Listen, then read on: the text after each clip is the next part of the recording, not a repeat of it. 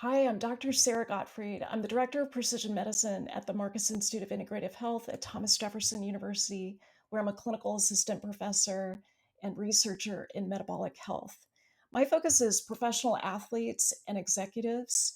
I help them with performance, injury prevention, and career longevity. Today on Ever Forward Radio, we're going to be talking about how to take dominion over metabolic health and performance. 3, 2, 1.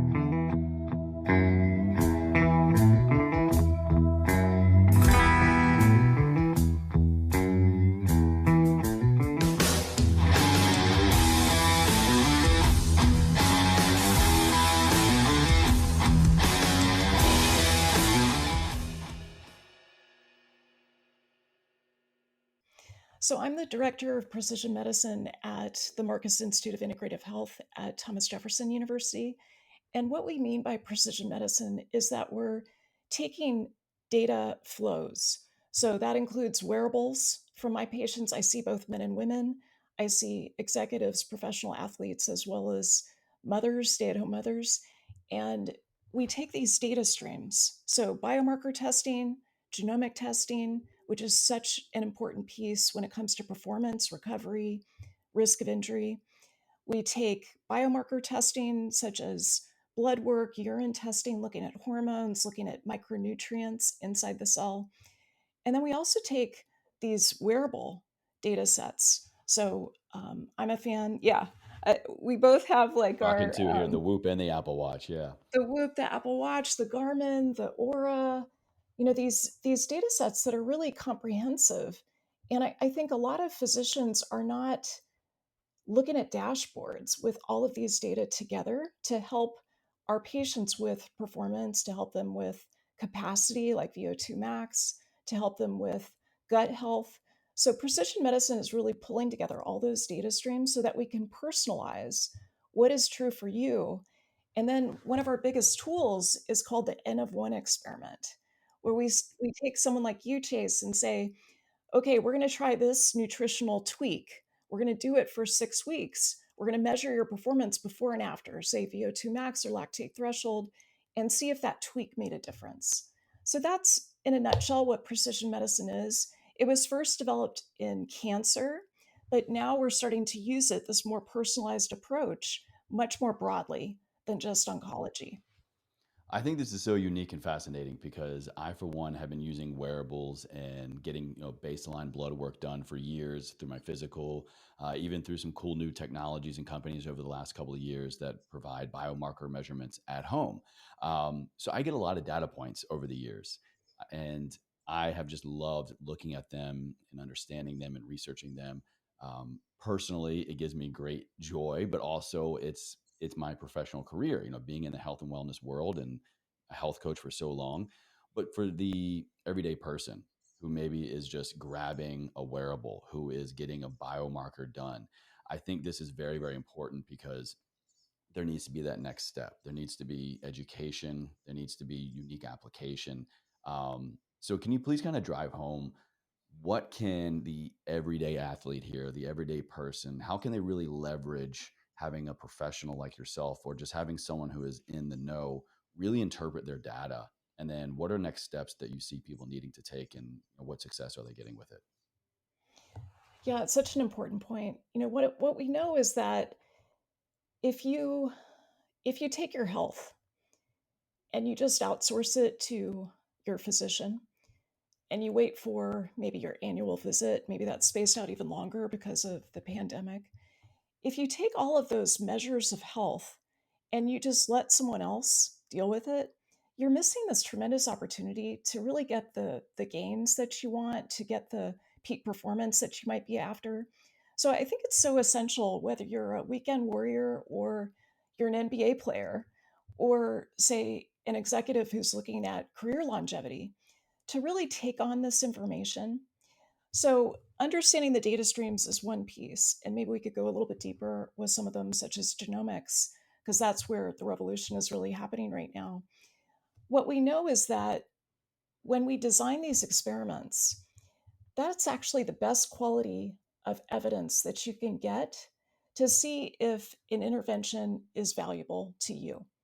So one of the problems, Chase, is that in mainstream medicine, which I trained in, starting 30 years ago, what we know is that we've been doing medicine for the average for really the past century. So all of the data that we've collected looking at things like randomized trials, which are considered the gold standard in medicine, mostly looking at the intervention of a pharmaceutical, those are looking at average responses over, a big population. But whether an intervention, such as taking metformin for longevity, actually works for you is not something that you get from population-based studies. So when I was at Harvard Medical School, I was taught that the best evidence you can have is the N of one experiment. So I do N of one experiments with every single patient that I see. So for instance, I've got a professional athlete right now who's got Hashimoto's, Hashimoto's thyroiditis. So he's got this autoimmune attack of his thyroid, and this is affecting the way that he plays. So we are doing these N of one experiments looking at different interventions, some of them culinary spices such as black cumin, which has been shown to help with thyroid function and help with Hashimoto's, small interventions like making sure that he's got enough micronutrients that support the thyroid, things like copper, zinc, selenium, that his cortisol is where it should be, one of those really important hormones for performance. It's these N of one experiments that really, I think, set you apart as an athlete or as an executive or just, trying to be the best possible person that you can be. So that's why I think it's so important. I think you also asked, you know, how do you then take this a step forward? What we know is that there aren't a lot of physicians who do this kind of work. There's a few of us. And I think, especially those that are interested in working with professional athletes, that's where I see this moving more rapidly.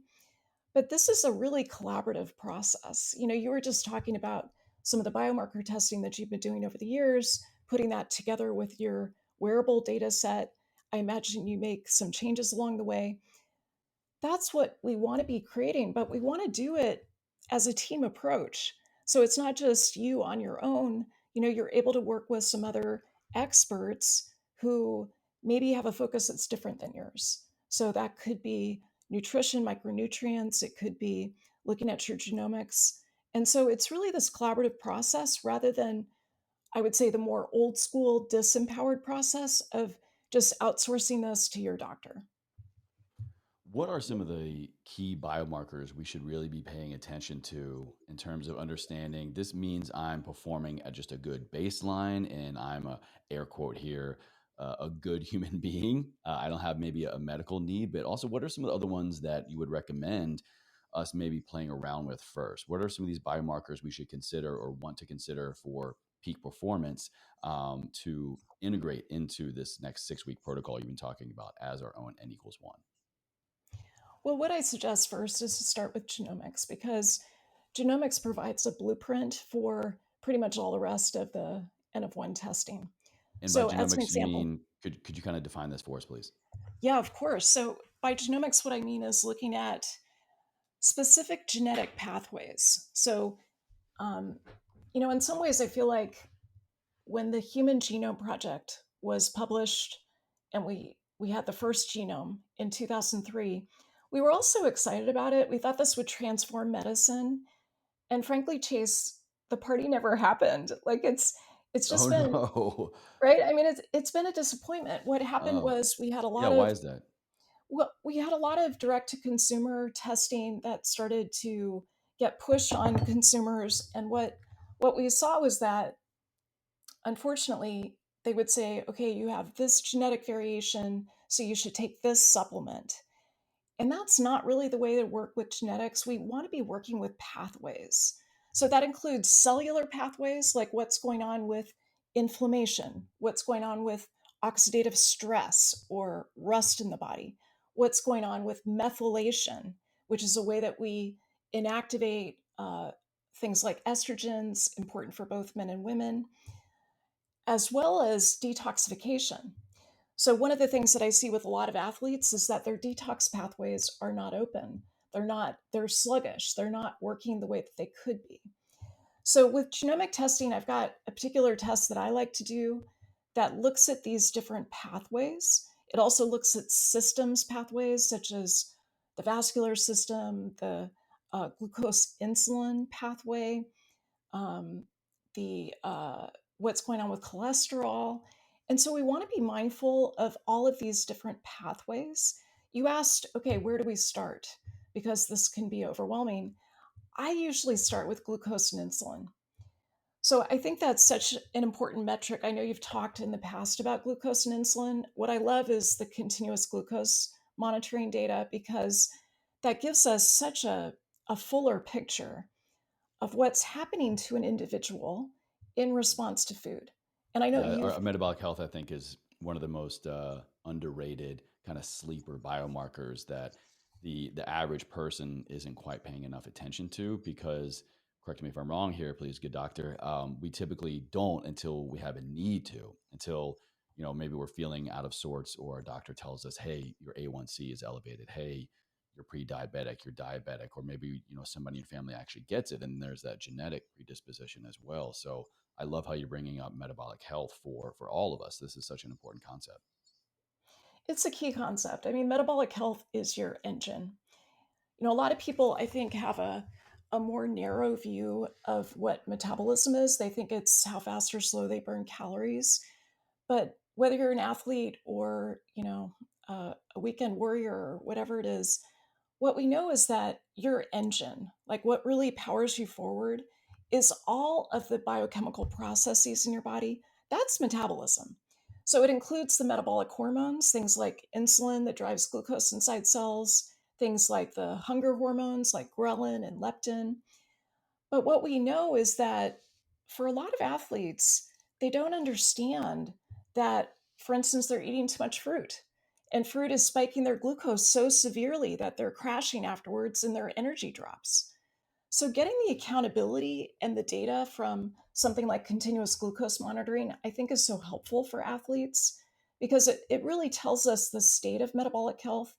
And really, a key part of metabolic health, whether you're an athlete or not, is metabolic flexibility.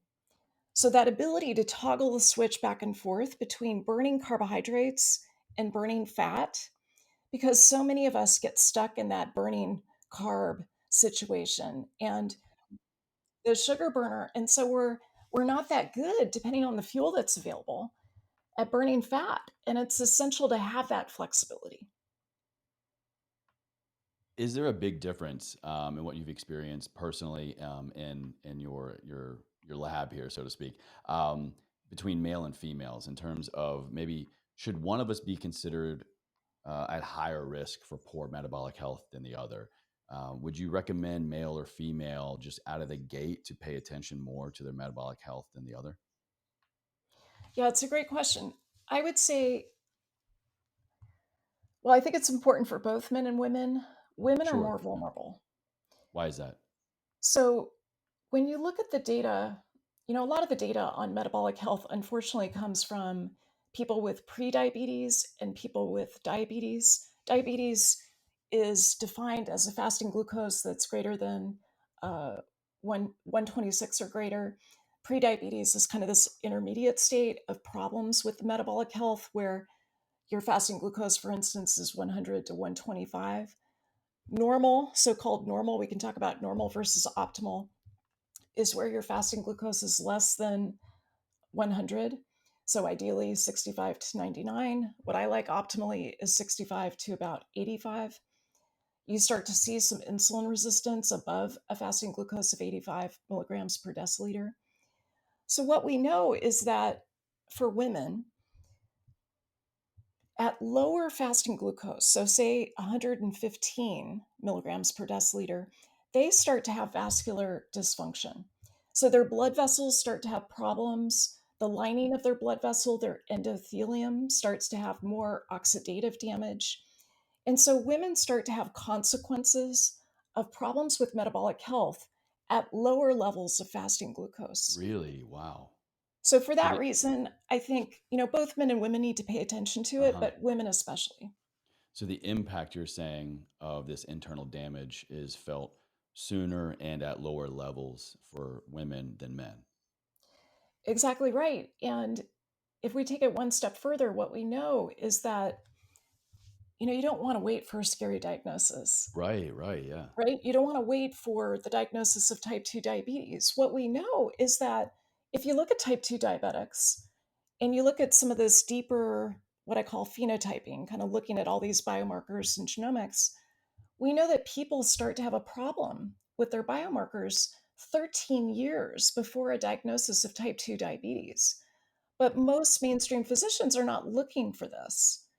So the thing that changes early on, there's a lot of them, is the insulin level after you have a meal. So, like an hour after a meal, postprandial insulin, as it's called, starts to rise, sometimes way more than it should. So, my caution to people is to realize that we can start to see these changes in metabolic health more than a decade before some diagnosis that we want to prevent.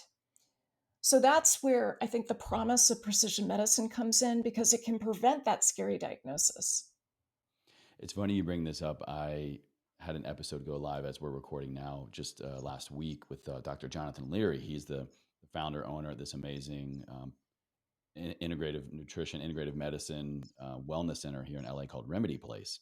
And he brought up this concept in his own practice and what he's seeing now at Remedy, that the damage being done in terms of your metabolic health, inflammation, hormones, and even external items such as skin disease, acute chronic inflammation, things like that, happens about 10 years beforehand.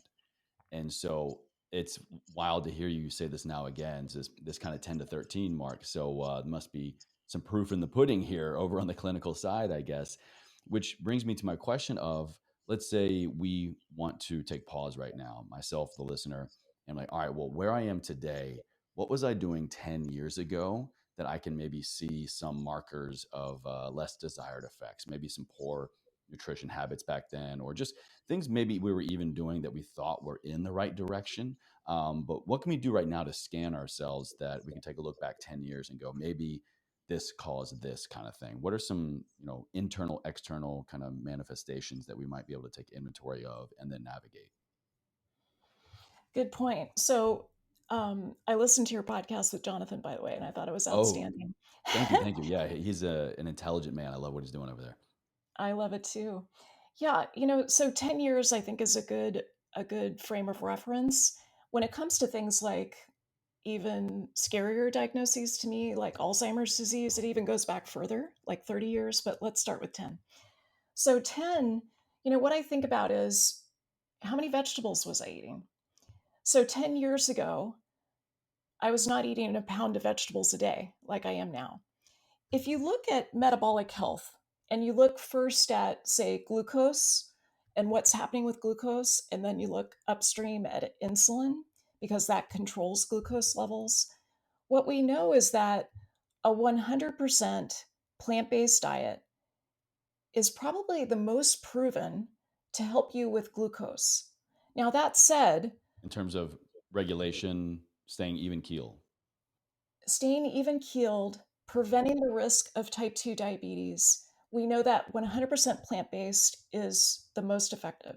So not even in just day-to-day management, but you're saying even in disease prevention. That's amazing. Well, at least for type 2 diabetes. Right, right, right. But here's the problem. I don't have any professional athletes that are 100% plant based. And when I eat 100% plant based, no processed food, I don't do that well. So my hormones start to decline. Fat is one of the backbones of the hormones that you make. My testosterone goes down, my estrogen goes down. I have these changes that I don't think are so good for me. And we also know that there's some other ways to get the benefits, like to still get the vegetables, but to add, for instance, animal based protein in a way that can still stabilize glucose and insulin. So, one example of that in terms of improving metabolic health is a ketogenic diet. You have to be somewhat careful about that with, of course, athletes, because especially for the more anaerobic activity, like my NBA players, they need to be explosive. They need carbs for that. Yeah, you need some carbs in your system for sure. You do. And I think what happens with a lot of people on the ketogenic diet is they go too low on carbohydrates. They, focus on butter and bacon and fat bombs and not as much on net carbs, making sure that you're getting the prebiotic fiber that helps you with gut health. You asked before, Chase, about what are some of those foundational tests that are so helpful. We talked about glucose and insulin. I'm happy to keep talking about it. But another one is gut health, because so many of my professional athletes have something called increased intestinal permeability just as a result of their training load.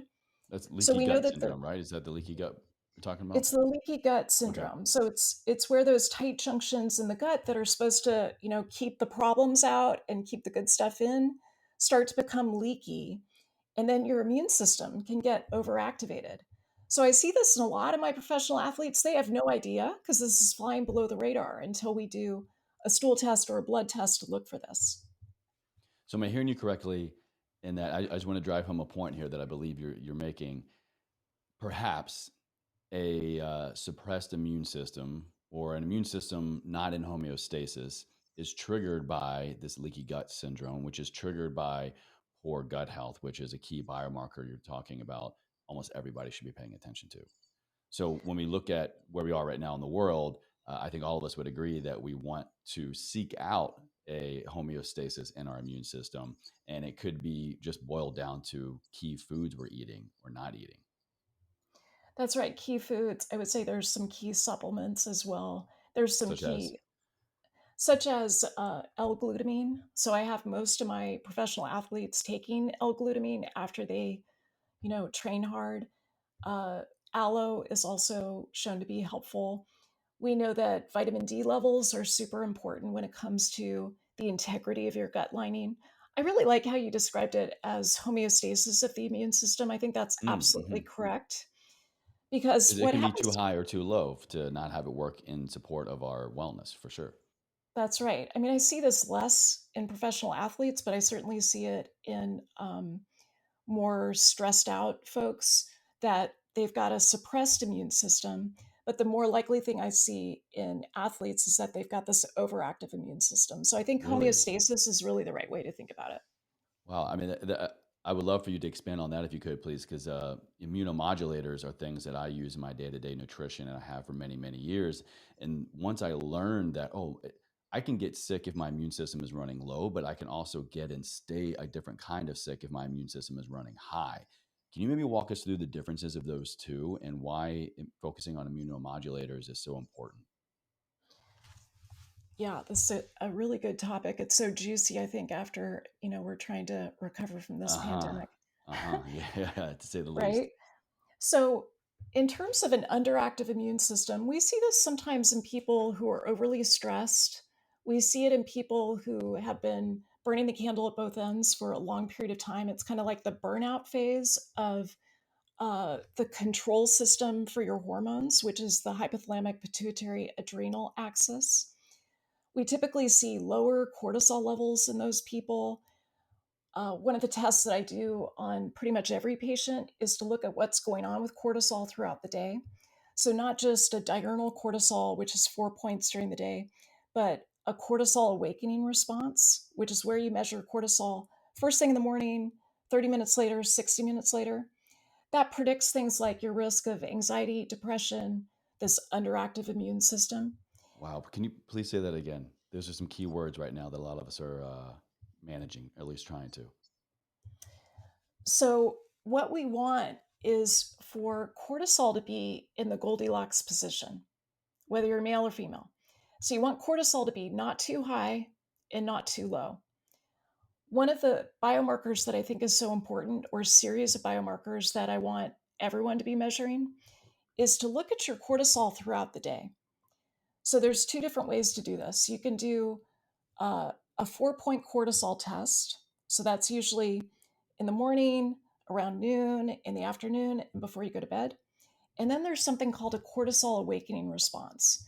And this really tells you about the control system for your hormones, the hypothalamic pituitary adrenal axis, Okay. HPA access. Maybe people have heard that term before. HPA. It's a little bigger than that if you want to get super nerdy with me, it involves the gut. It also Ah, involves the thyroid, and it involves the gonads. So testes in men, ovaries in women. So it's the full term for it is hypothalamic pituitary adrenal thyroid gonadal gut axis. HPA is a little bit cleaner there, that's for sure. HPA is a little bit Yeah. cleaner. Yeah. So what we want is the immune system to be in homeostasis where cortisol levels are relatively normal most of the day. We are not underactive. We're not in that burned out phase where you're more prone to infection. You're more prone to viruses. DHEA, one of those really important hormones of vitality, is not low. Testosterone's not low. But you also want to prevent increased intestinal permeability, which is associated with, this is simplified, but a more overzealous immune system where you start to attack your own tissues. So, for instance, I mentioned this professional athlete who's got Hashimoto's thyroiditis. And autoimmune disease is something we see more of in women versus men, but men still have it. Interesting. So we want to, just like we want good inflammatory tone, we don't want too little, we don't want too much. Just like we want hormones to be not too little, not too much, we want the immune system to be the same way. Now, how much actual work does it take to seek homeostasis in our hormones and all these things we're talking about? Because what I'm hearing you say is that it doesn't take a whole lot sometimes to tilt it one way or the other, and that could be through so many different things, something we ate or didn't eat that day, a stress response. um, I'm just thinking a lot of this might sound overwhelming for some people. So what are some common approaches that you would recommend us to do to get to this kind of homeostasis? Well, if we're talking about the immune system and homeostasis, there's a couple things that I think are important. One is to wrangle stress, not just manage it, but think of it as like another 401k. Think of it as your retirement account because cortisol, in the hierarchy of hormones, cortisol is the most important. And for people who are endurance athletes, as an example, we know that the load of cortisol is really high. So you want to think about ways to buffer the effect of high cortisol, especially if you're a big exerciser. Vitamin C does it. So, vitamin C is an example of an immunomodulator. We just talked about vitamin D as an immunomodulator. It helps with leaky gut. I like vitamin D during the pandemic and generally to be about 70 to 90. So I push vitamin D pretty hard in Yeah, my it's a little bit on the patients. higher range there. I would agree, but it's definitely what the typical range is. What I think like 20 to 80 is like the acceptable range, and most people, most Americans, are way down the lower side. So about 80% of Americans are too low and they're taking doses that are way too low. So I like to push it a little higher. We know that higher levels are associated in women with less breast cancer. It's got about 400 jobs in the body, and I would say immunomodulation is one of the most important. What I see in a lot of my patients is that they have low DHEA levels. So DHEA is one of those really important, kind of like coordinator hormones in the body for both men and women. It's involved in vitality. It's a precursor to testosterone in both men and women. And I often see, especially in patients who've got issues with immune homeostasis, that DHEA is too low. So supplementing with DHEA can be helpful. This is something that I generally recommend that you do with a clinician who's knowledgeable because you can overdo it and then produce too much. The other thing to keep in mind with DHEA is that in women, it tends to produce more testosterone. So we like that. But you don't want to do that in a woman with polycystic ovary syndrome who's already got high testosterone. Right. In men, it tends to go down the estradiol pathway. So it tends to make more estrogen, more aromatization, which is, increasing the breast tissue, the fatty tissue in the breast for men. Most of us don't want that. So you want to be mindful of DHEA. If you get too much of it, you can also have acne, you can have more greasy hair. So we just want to be cautious. But that's an important immunomodulator, as is testosterone, as is estrogen and progesterone, especially in women. Kind of going back to how we started the conversation, talking to our athletes out there, our active community. what you just said earlier reminded me of something that I think goes overlooked in this community, and I've definitely overlooked it in the past. We're training, we're active, we're exercising, we're go, go, go because it's good for us, right? Whether we're on a strict program or a competitive athlete, or we're just trying to maintain healthy weight, healthy body composition for the long haul. But that in and of itself, over even just a short period of time, is a consistent stress load on the body. So when we're trying to do the right thing here, and being active and exercising is the right thing, but we're also causing chronic stress on the body. How can we be mindful of this all along the way so that we, in fact, are doing the right thing, the best thing, supporting our body for the long haul here? I guess what I'm asking is my question is how can we integrate and almost even, I'll say, periodize stress management while in pursuit of our exercise and physical activity? Love this question too. I think what you're talking about is really load management and also Mm-hmm. recovery and risk of injury. Mm-hmm. Yes, So the way I think about it is genomics are really helpful because we know that genomics predict about 40% of performance, recovery, risk of injury, capacity. that's a fair So genomics percentage. are really Wow. key. Yeah. And what we see is that, for instance, with my NBA players, I've got some players who recover super fast. They recover 20, they're in the first to 25th percentile in terms of recovery. Those are the guys who don't need rest days. They don't need to be on the bench the way that kind of the old way that we used to manage the NBA. And then I have other players who need more recovery. They need 24 hours, they need 48 hours. So playing back to back games night after night is not going to get the peak performance out of these players. So I think genomics is one really important piece, but then you want to put it together with real time data.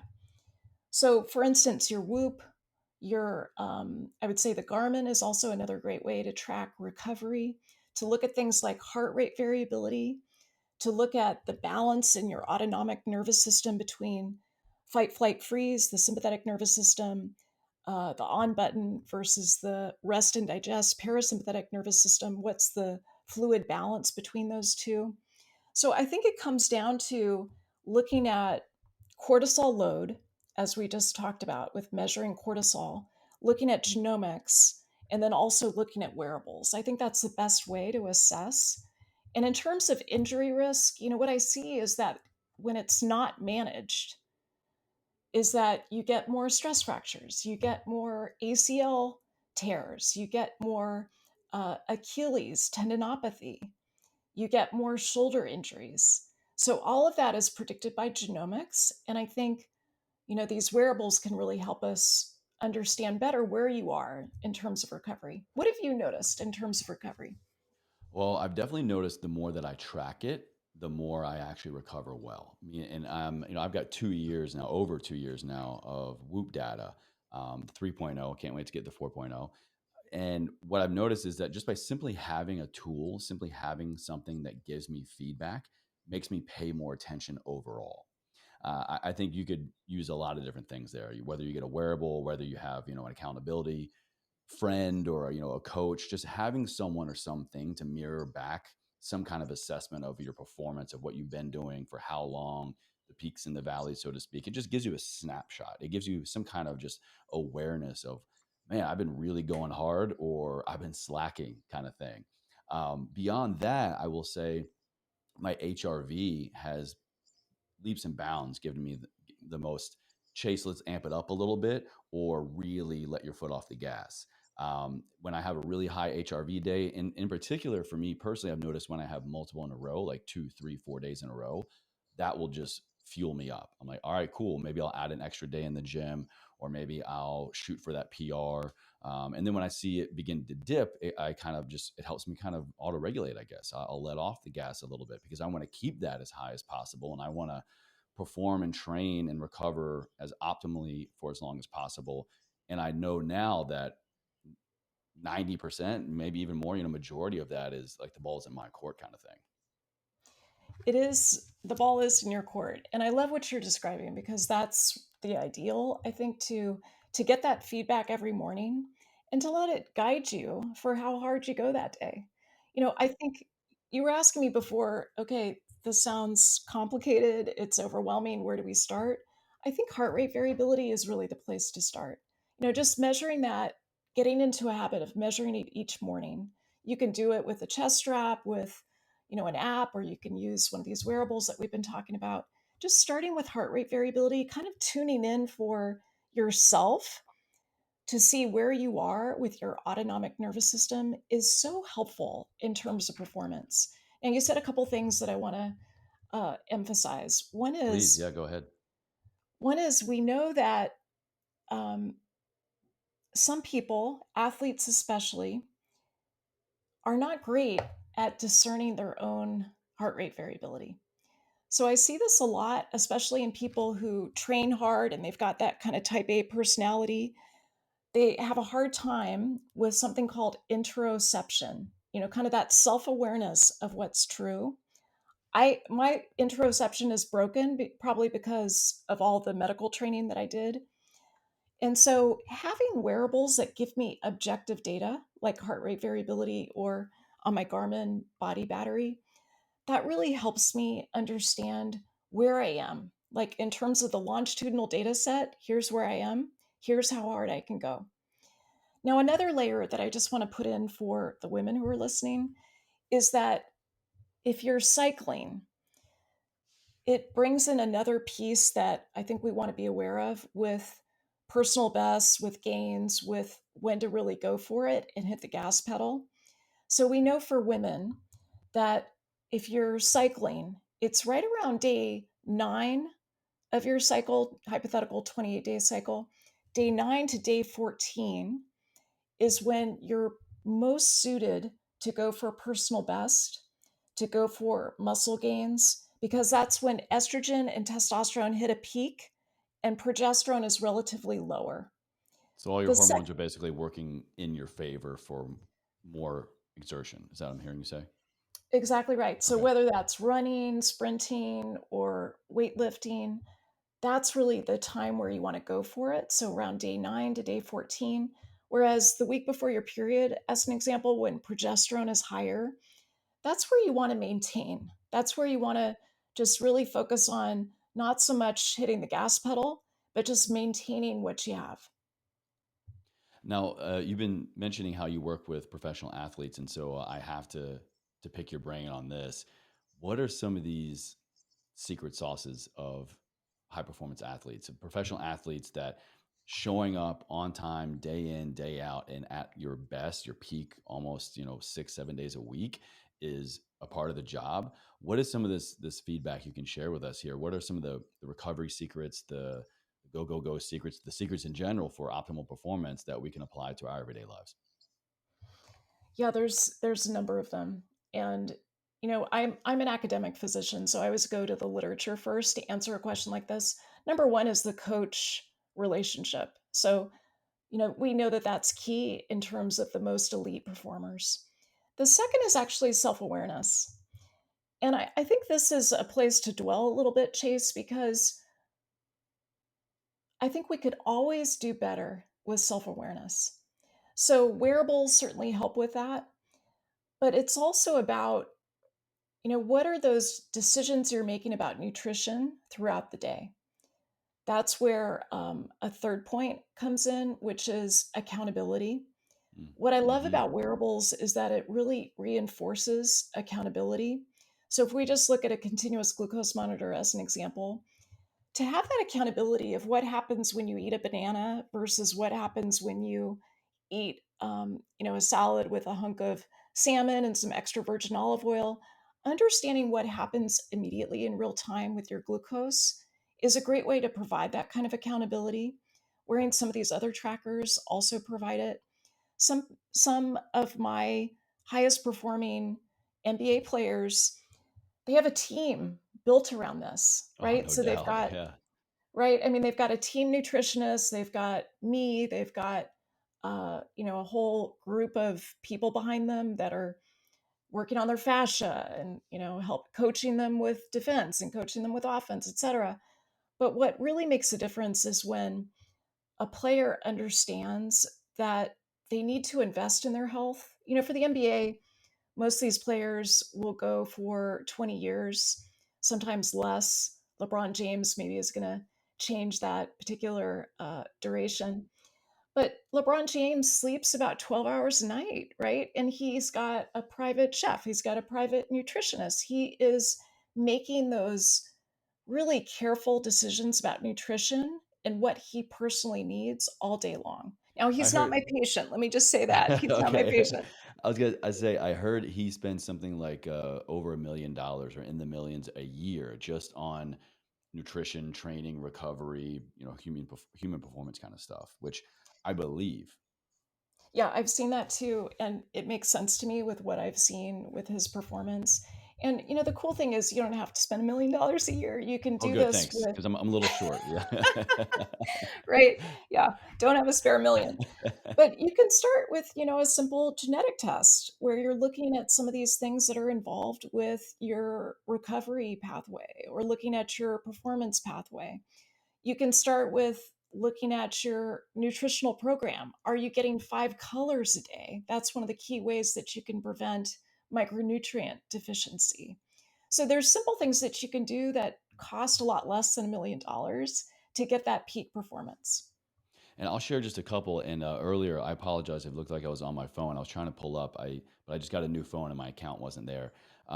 This at-home biomarker test kit that I've used now for about a year is called Vessel. Have you heard of them? Vessel Health.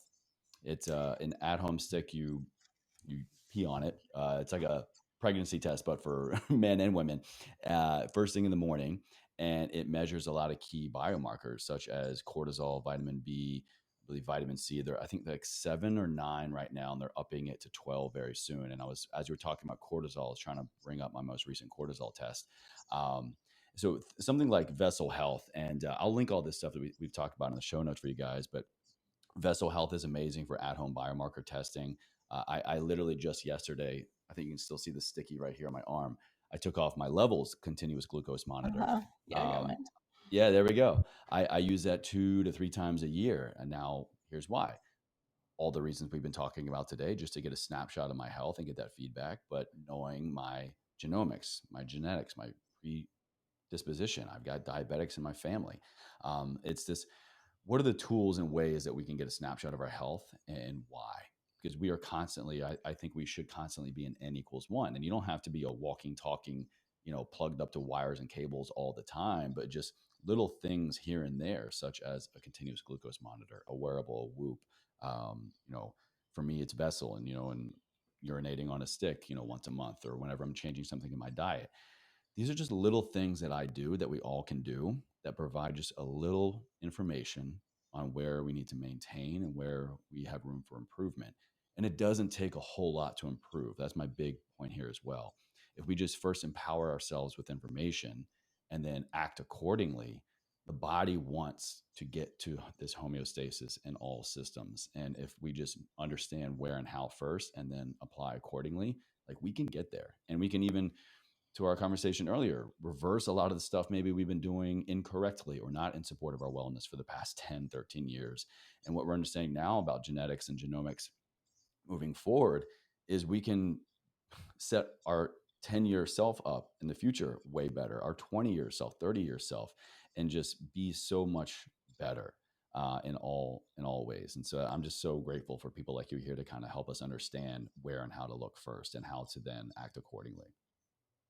Well, thank you, Chase. I feel like you are an honorary precision medicine physician because you're already on this. You know that what you measure improves. When you shine a light on things like the analytes that you're getting from your vessel health test, once you measure it and you know where your baseline is, that then allows you to make these changes so that you don't, for instance, have food stress that can raise your cortisol. You don't have issues with low vitamin C that might be causing a problem with your immune system or how you respond to endurance exercise. So I think you're absolutely right. We got to measure it to make improvements. I want to ask you one other question before we get to the final question here, Dr. Gottfried. I'm Call sure, me and I've Sarah, please. Sarah, Sarah. Okay, thank you, Sarah.